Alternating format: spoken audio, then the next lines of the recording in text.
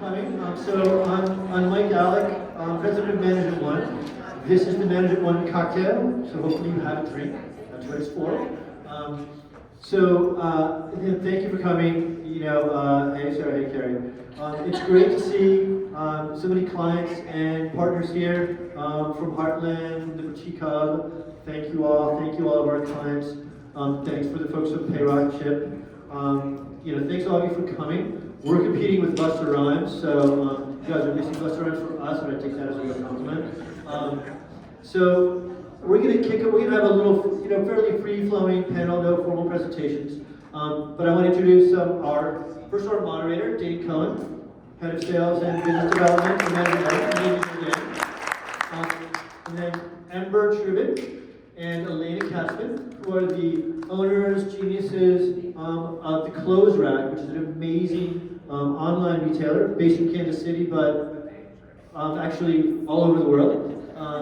And Ilse Metchek, who is the CEO of the California Fashion Association and a real great authority on everything in the fashion business.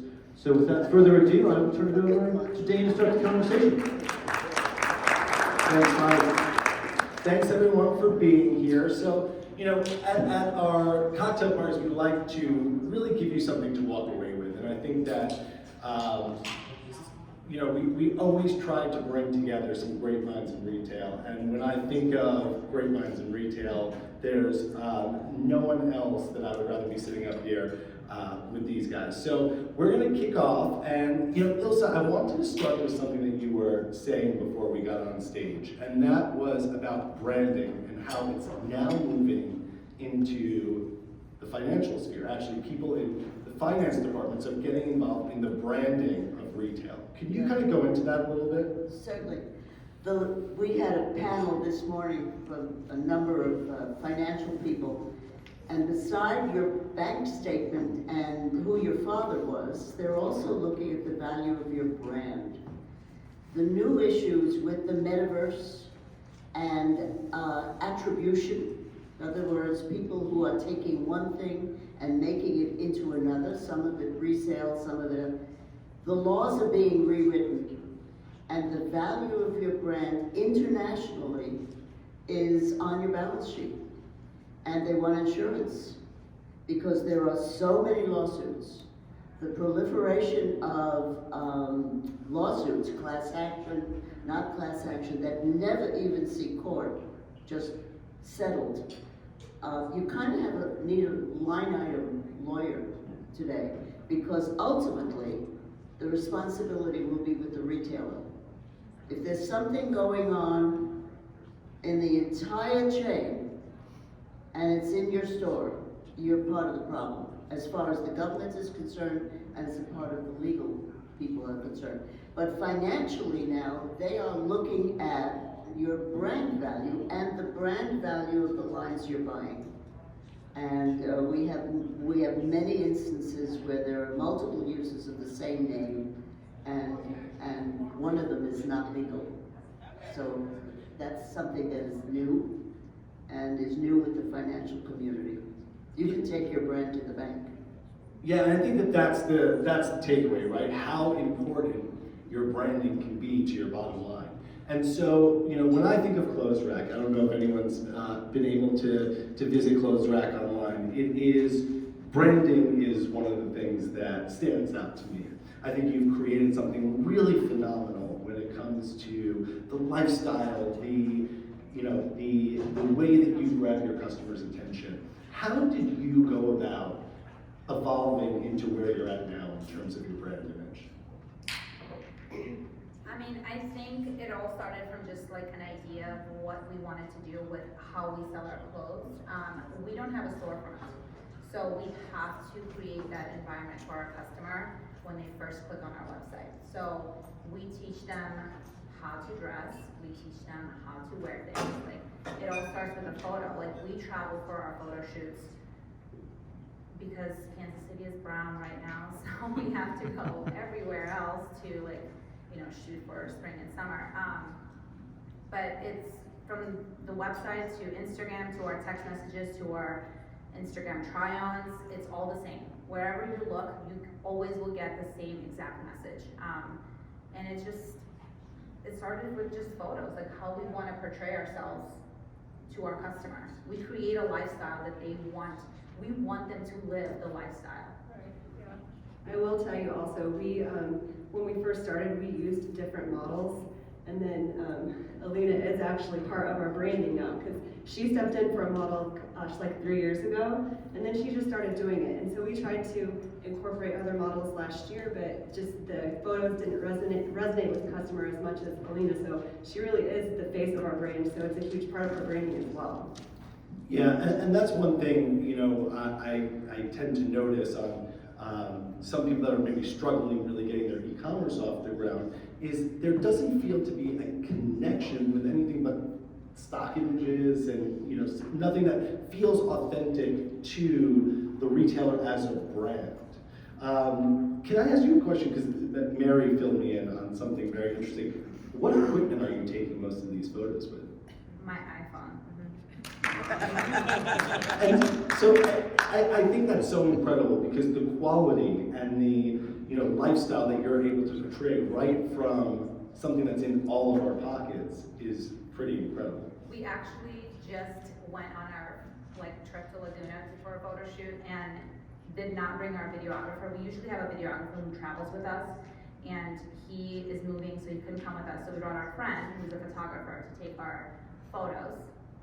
And so she used my iPhone in cinematic mode to take the videos, the snippets, and we sent the videos to our videographer, and he edited them in 4.5 hours, and we have our video now. So yeah, so you can do anything with an iPhone. Just I'll teach you guys how to edit too. It's super easy.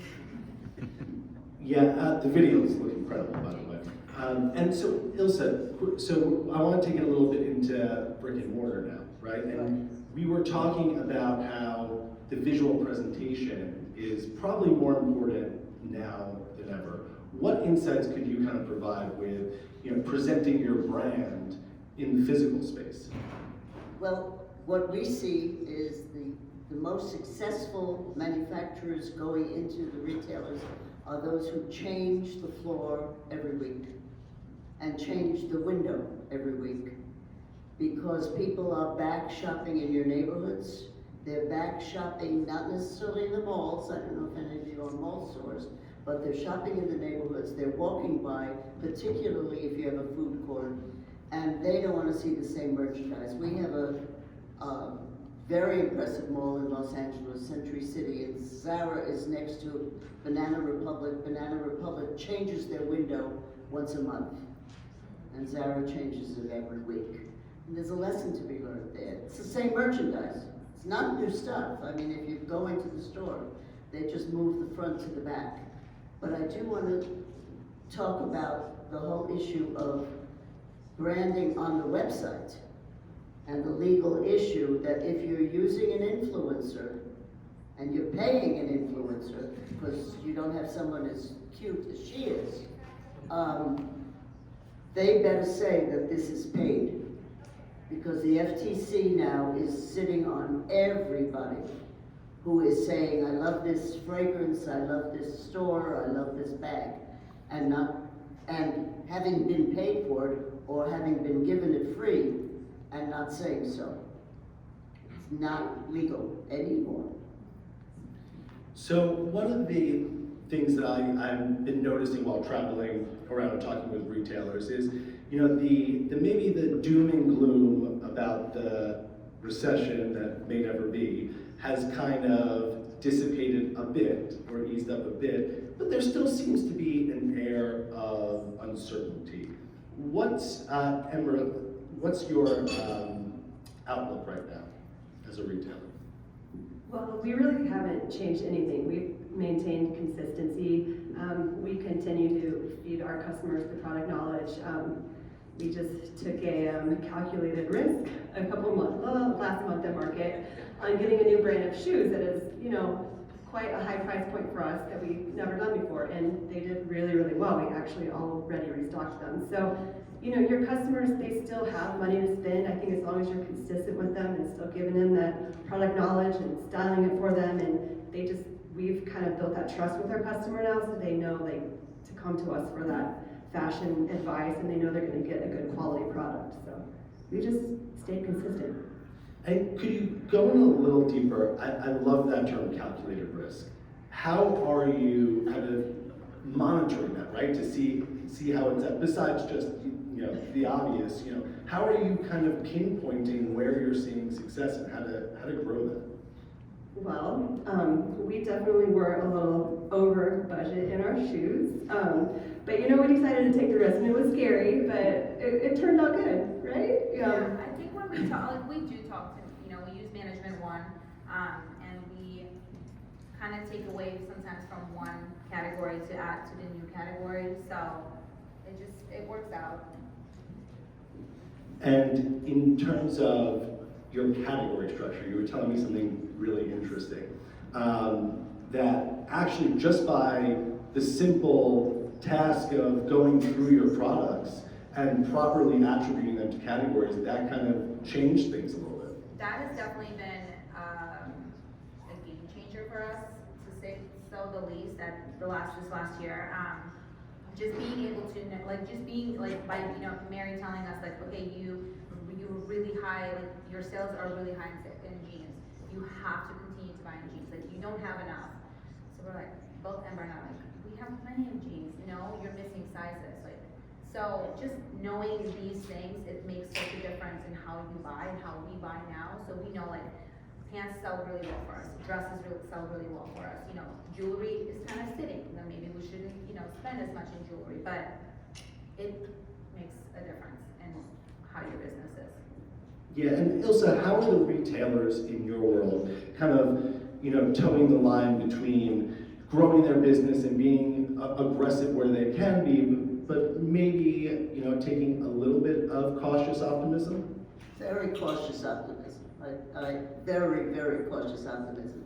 The cost of your mistakes now, they used to be 2%, they're now 9% at retail. In other words, the cost of money.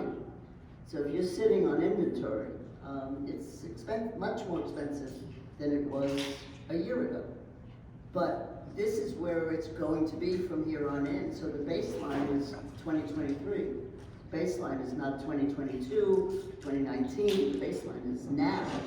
So whatever money you're making, whatever you're doing now, that's what's going to be in the future. But how are stores reacting? Very cautiously. We talked about the Henrys. It's category. Certainly the Walmart business, and the Walmart business is difficult because they didn't get merchandise. They don't have enough inventory. Macy's has too much inventory.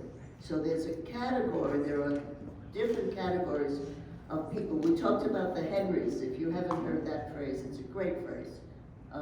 High earners, not rich yet. And that group who are not trending down, if they used to buy at Saks, they're not going to buy at Walmart, and they're certainly not going to buy at JCPenney, but they'll buy less. The high luxury brands, they're out there spending like crazy, okay? And back to school will be very, very good for the Walmarts and the Targets. I question whether back to school will be good for a Nordstrom's or that level, because that's the person who is most affected by the current economic situation, which, whether you call it recession, whatever you want to call it, is still tough. Yeah, I love how you phrase that your mistakes, now cost 9% Mistakes instead are more expensive. more expensive. But, let's talk about managing those mistakes, right? One of the things that obviously we preach at Management One is the importance of a good markdown strategy and using markdowns as a real tool in your business. It's tough, right? Because we come to market and we emotionally invest cash in what we're purchasing.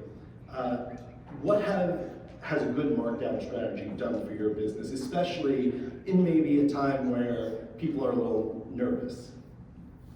Well, one thing that Mary pointed out to us that we were missing last year, I think. So we've never been scared to mark things down.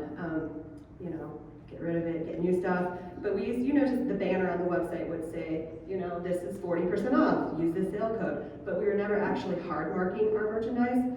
So we actually hard market now, which is such a simple thing, but it made a huge difference. I think that month we saw a huge increase in our markdown sales because of that. So just like little simple things.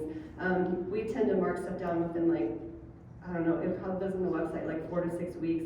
If it's not moving at all, we might mark it down just a little bit faster, but we try to get rid of stuff pretty quickly, try to turn it quickly so we can buy more stuff. I love that 4 to 6 weeks, right? I mean, some people really hold on for dear life, and Yeah, I mean, sometimes I'm emotionally attached to something, and I have to I just tell them to let it go. think about it, but.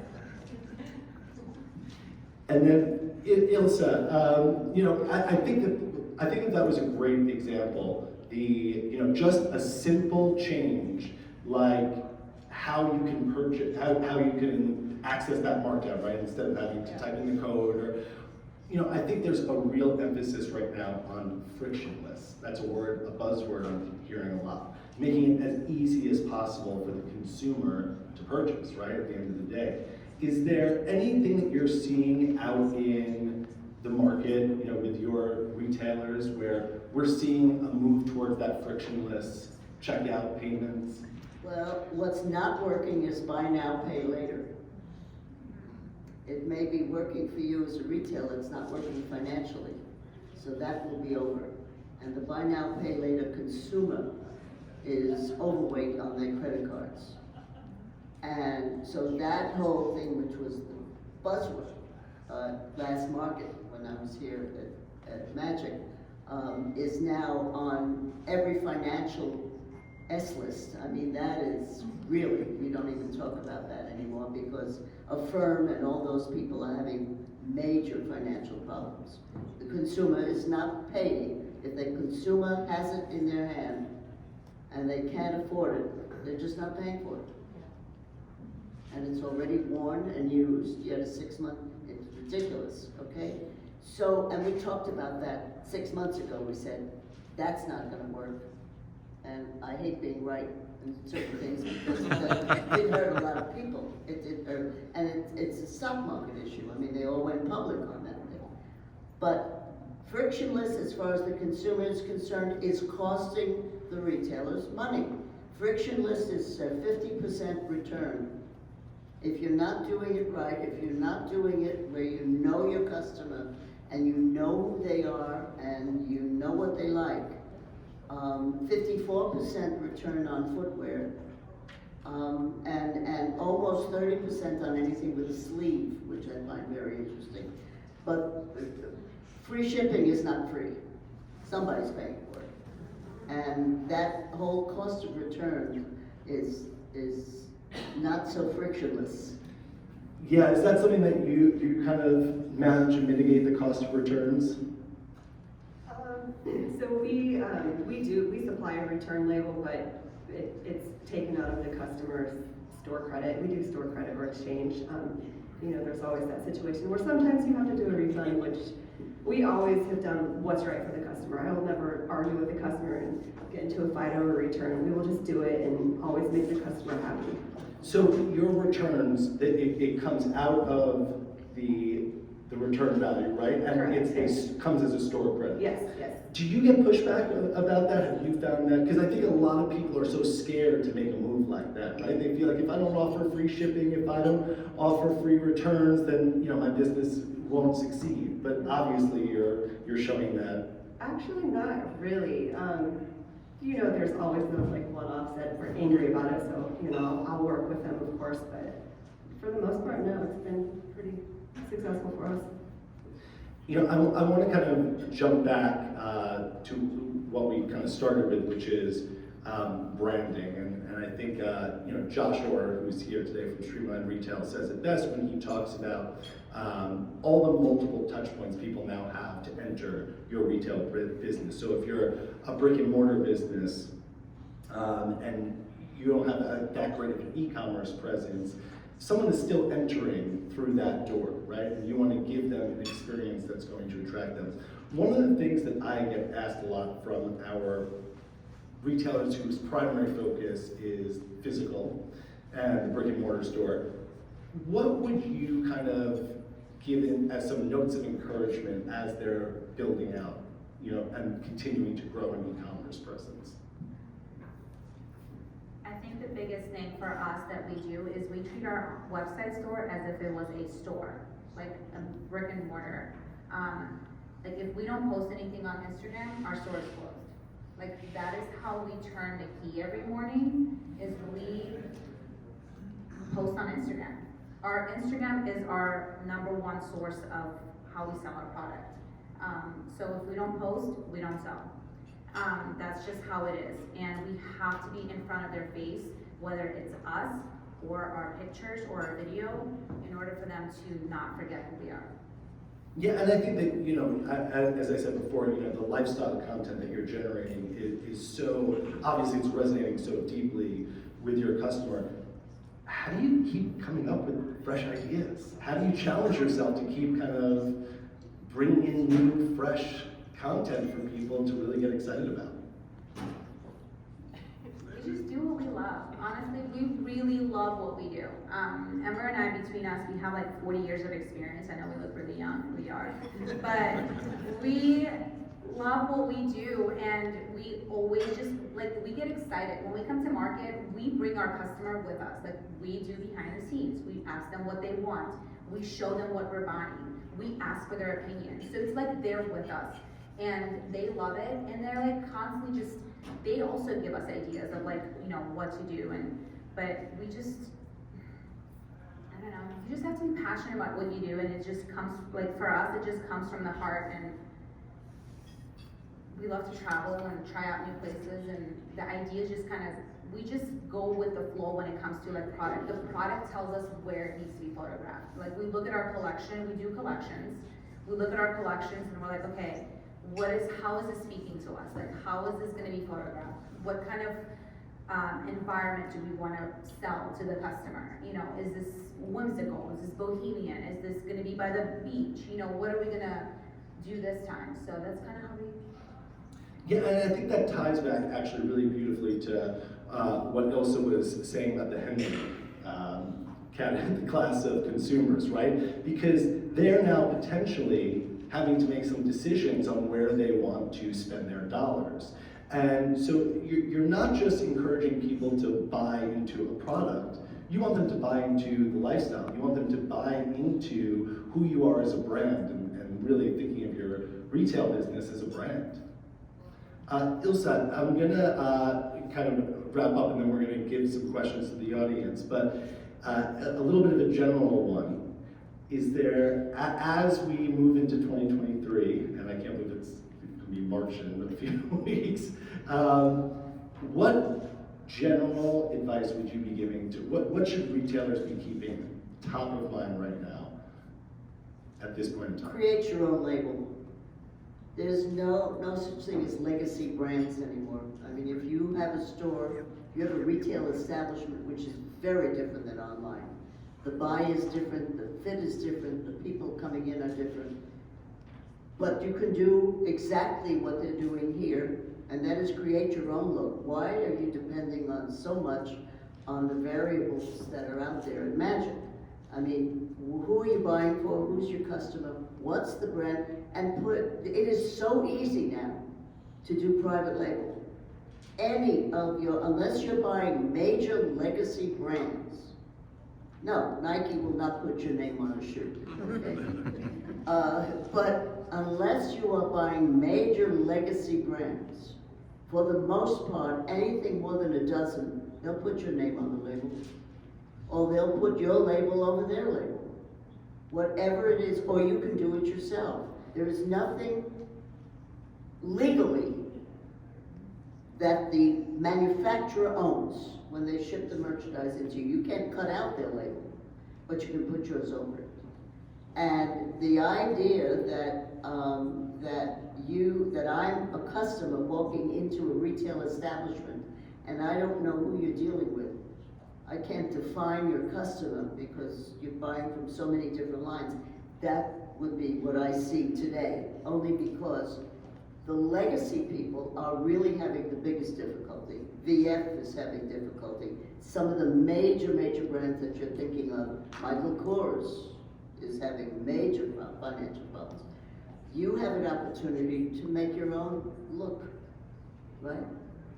That's, So, I couldn't agree more with that, and, not only that, but it's a great margin building opportunity, because you're putting your own label out there, you're putting your own brand, so you're not competing on price across, the entire internet. Can you go in a little bit more specifically on what that conversation looks like between, we're at Magic, we're walking into a vendor's booth, what does that conversation look like trying to build out something?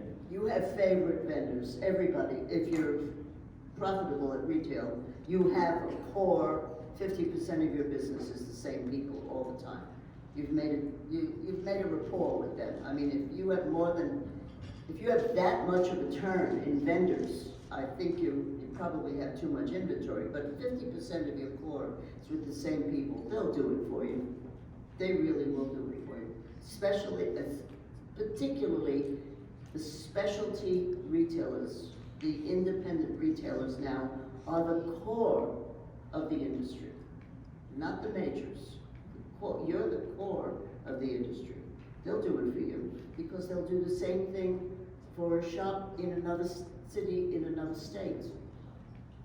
Yeah, and I think that, I love that specialty retail is getting its moment in the sun. And I think that's a really important point that you bring up, is that, of course, the relationship between vendor and retailer is a partnership, but I think it's really important for retailers to remember how much influence and power they have in that relationship, and to speak up for what they want and to ask the questions. The worst you could hear is, we can't do that. But there are tons of vendors out there, as you're saying, that are willing to accommodate, whether that be on, private label, whether it be on shipping costs, whether it be on helping with discounts. So, I think taking back that power and asking the questions, is such an important part of this whole process. I'll throw out that question, the 2023 question, and flip it a little for you two. What's really exciting you right now? What's kind of the going into this, the rest of this year? Kansas City Chief. Honestly, it's the unknown. It's just going against, what is gonna happen? What is this year gonna be like? I kind of like change, so I don't like to do the same thing over and over. So for me, it's just what this year is gonna be like. Every month, we're every month when we have our sales and the month is over, I'm like, okay, what about next year? Or next month, let's set our goal. Are we gonna hit our goal? Are we gonna, we break it down, day by day, week by week. So it's just the exciting of not knowing what's gonna happen.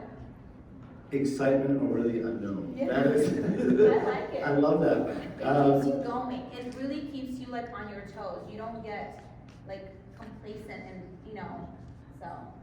Yeah, and so when we're talking about that, those, because we're saying, two things there, right? We want to be excited about the unknown, but we also want to not just plan for, where we can start to grow, but we want to identify when we're doing something right, how to really jump on it and maximize that opportunity. When you're working with Mary, how do you jump on opportunities when you start to pick them up? So one thing, along with the categories where she'll point out, we need more denim, or the denim is selling well, tops are selling like sweaters, whatever. We do a lot of ads too, so that money, we know that we're bringing on these certain products, and that's what we're gonna run ads on. So that's helped us grow really big last year. Yeah, you were saying that your ad budgets have increased, but then so have sales, and I think a lot of people find trouble with that, right? It's definitely a tricky area for retailers, especially brick and mortar retailers going into the e-commerce space, to feel like they've mastered. Any tips there? I know that's a big one to break down, but any kind of. Not really. I think the biggest thing with our ads being successful is the content. It's that consistent branded photos that we give them, and Another thing I would say is write your own copy. Do not let them write your copy, because you want your customer to hear you. You don't want your customers to hear your ad people. Like, sometimes they would write our copy and I'm like, we do not talk like that. This is not us. Like, why? No. So you want to write your own copy, 100%. Amazing. Well, thank you so much for joining me up here tonight. And I thought it was a really insightful conversation. It's always good to hear. If any questions are out there in the audience that you want to direct. Hi, I have a question. My name is Candace. I have 4 brick and mortar stores in the suburbs of Philadelphia, and I'll kind of do a little trans. 4 brick and mortar stores, suburbs of Philadelphia. so we have 4 stores now, but we look to expand to 15 plus stores, and we got the brick and mortar down. We're like oil management one, like followers. We follow all the plans, and business is great, but I really want to e-commerce. So I said, okay guys, we're gonna treat this as another location, and I hired a full-time creative director. We have beautiful content. We do photo shoots, like we do emails once a week, and I paid an ad agency like thousands, like a lot of money for 3 months. I committed, and we're not getting any traction. And I hear everyone say e-commerce, e-commerce, e-commerce, and I'm like, is this some like facade that I hear that everyone's like says they're making money on e-commerce, and we like can't do it. So my first question was ad buying. How much money are you spending a month in comparison to your sales? And then my second question was, we were interested in doing collections, but when you're buying high margin, we would shop market, put together our like drop that we wanted to do, but you're not consistent in like shipping that month. So like, how long are you holding product to do this curated collection, or are you just seeing what's coming and putting it together? So I think the first question on ad budgets we'll probably do offline in a conversation, but I think that's a great question about collections, right? And I hear this a lot, right? They're sitting on goods waiting for it to be presented as one collection. How do you navigate that? So when we buy at market, we kind of just in the back of our heads are like, oh well, this is going to be this collection. We're very gray. We're not black and white. We don't. If there's something that comes in a collection, and let's say I want to release this in May, but then something else comes better. We transition a lot and move things around. Nothing is really set in stone with us. Like, I feel like it's continually moving. One thing that we changed this year versus last year, my collections were very based on color. Every week it was like, this is like greens, this is blues, whatever. So this year we kind of changed it out to where my collections are more based on the product. So we have so many dresses, so many pants, so many shoes in every collection, and we've increased the quantity of products in the collections that we release weekly. And I feel like that's helped a lot by not holding on to merchandise as long as we were last year, because I would wait for that certain color to come in, and customers have not noticed it at all. We still name the collections, and we still have that beautiful release of the product, and it's worked well so far. You still want to have some sort of a consistent color scheme, like not too like matchy, but something that, stuff that goes together. Our biggest thing is when we release things, everything that releases, everything goes together. Like pieces just magically go together, and outfits just come to life. So, and we did, like Ember said, we started increasing the amount of product we release, and we always make sure that we release a lower price item with a higher price item, and not on the same day. So, and then we break up our collection, so we release 45-ish pieces a week, and then we just break it up Monday through Friday. Okay, so you do a weekly collection. Yeah. Yeah. Every day we have something new. And I think the same lesson applies. That was one of the first things I remember when I started in retail. The first thing I learned was when the product is ready to hit the floor, get it out on the floor. So I think, it sounds like the same applies. Like, figure it out and move what you gotta move. Remember, the customer doesn't necessarily know what collection you're presenting, so you're setting the tone as to what's out there. That's great advice. In your ad budget, where are you spending your money? So we're running we probably run about 5 to 7 different ads. we constantly change, like our evergreen ads are the ones that probably bring us the most money. But we constantly change, our collection ads change every week. So like we run them for like 2-3 weeks, same collection, 2-3 weeks, change it out, 2-3 weeks, new collection, change it out. And they do target new customers, so. Instagram and Facebook and Google. We just started Google. Yeah, Instagram, Facebook, and Google. Percentage do you think? Google has actually picked up way more, just this last probably 5-6 months than Facebook. So Google has been our moneymaker. No TikTok. No, TikTok is not our customer. We tried it, so is Pinterest. It's just not our customer. And you kind of have to see, I mean, we have friends who do TikTok ads. It's just not our customer, not what we sell. What about affiliate links? I saw on your website you have an affiliate program. Does that bring money in? We have our customers actually are the ones who sign up for affiliate programs, and they're the ones who will share their code with, so that's another way for us to bring in new customers. Which platforms do you use? We use Promote and not Smiley, Promote and Affiliate Link. There's 2 different that we use. One is Ambassador, where the person who shares their code actually makes 10% commission, and the other one is they get 10% in store credit. The store credit one actually does better than the commission one, believe it or not. And do you feel that kind of causes even a much deeper level of, Yeah. you know, I mean, Our customers are like our true, like they are like ride or die. Yeah. amazing. Well, unless we have any more questions, I think we'll, I have a question. last question tonight? I have a question for Ilse. I like the idea of changing the storefront once a week, but in a 2,000 square foot brick and mortar, you can only move things so many times. So how soon before that stuff that gets moved every week goes on the sale rack? You obviously haven't seen a woman's closet. My You wife's can the move owner. things around, you can move things around every day. Okay, You just can. keep moving it. All right. Yeah, you can.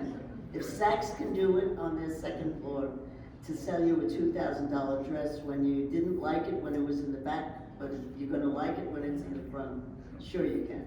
Okay. And I think specifically on, you know, when do you take that markdown, or when do you know when to fold them? I think there's really 2 things at play there. One, have you moved every lever you can move, right? So we've moved it around the store. Have we put signage up for maybe a new product release or some a new brand that's exciting?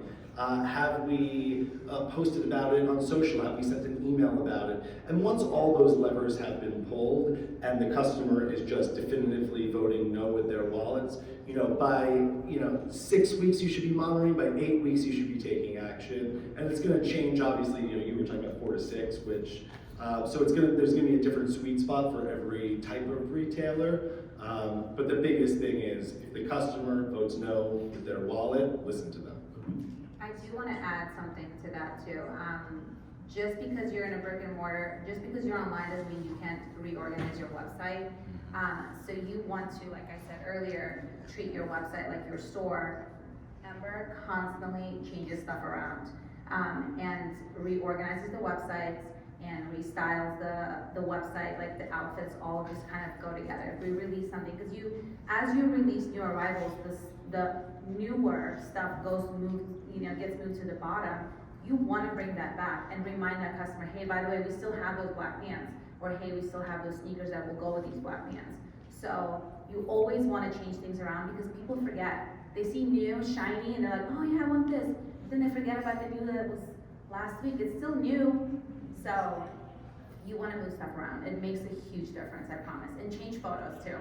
Yeah, another thing too, like you look at your website, ours is like 4 products across. I will never put a swimsuit next to a sweater. I will put 4 products across that you can all purchase together and it'll all go together. Very smart.